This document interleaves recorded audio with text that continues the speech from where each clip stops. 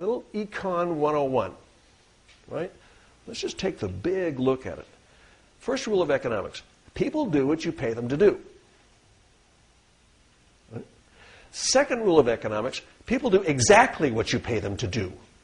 They really notice what it is. I'm sure that all of you know exactly what could get you fired with some detail. And you know exactly what you could do in your jobs to really advance in your jobs, get better at it, make sure of a promotion, make sure they keep you on.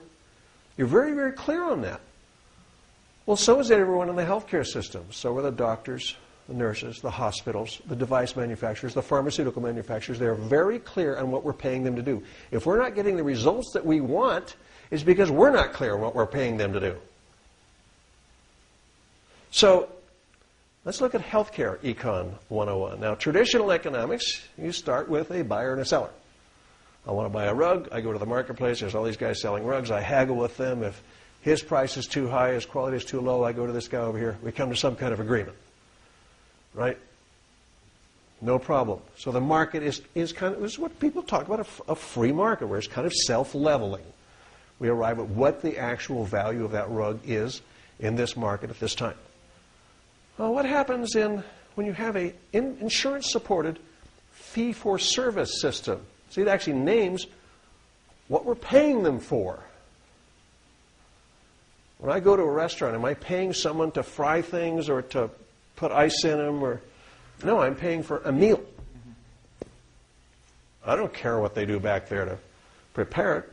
A lot of them, I don't even know how they do it, but I'm paying for a meal. This is not what we're doing. We're paying fee for service. And what happens in that fee for service system? Well, the first thing is the buyer gets split in two. The entity that's paying for it becomes different from whoever it is that's choosing it.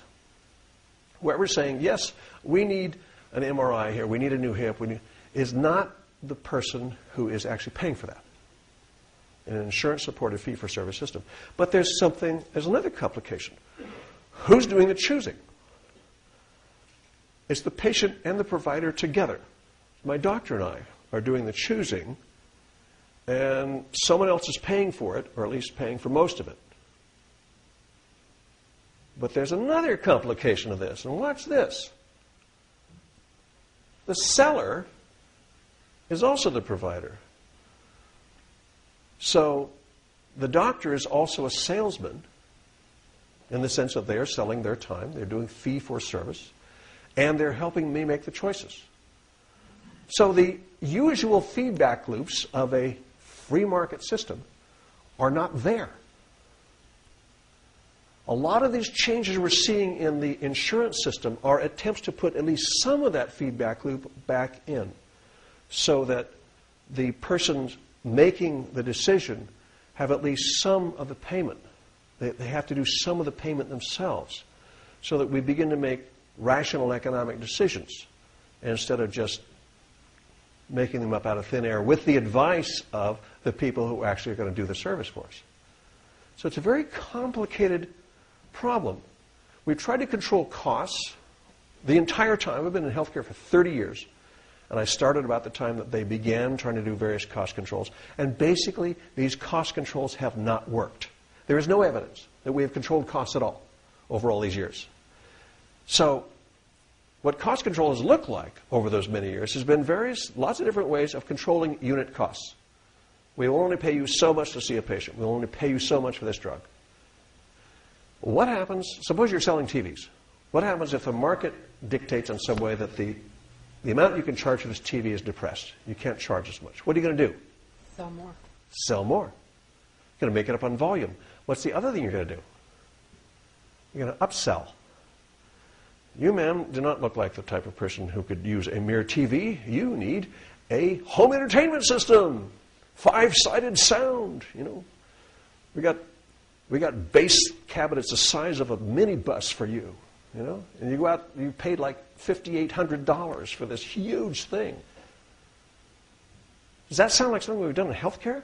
Now, many of the new things that we can do that we couldn't do 20, 30 years ago are very helpful, but not all of them. Some of them are not. And we don't really have a mechanism in place for saying what is helpful and what's not. So, as we move into this new healthcare economics, what we're going to see more and more is an attempt to control system costs. Now, think about that. The executives of the companies that you work in, the healthcare executives, are being asked to do something they have no experience in doing. They have no training in it.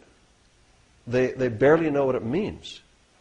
And they have difficulty seeing their way from where they sit, that they could do this, controlling system costs.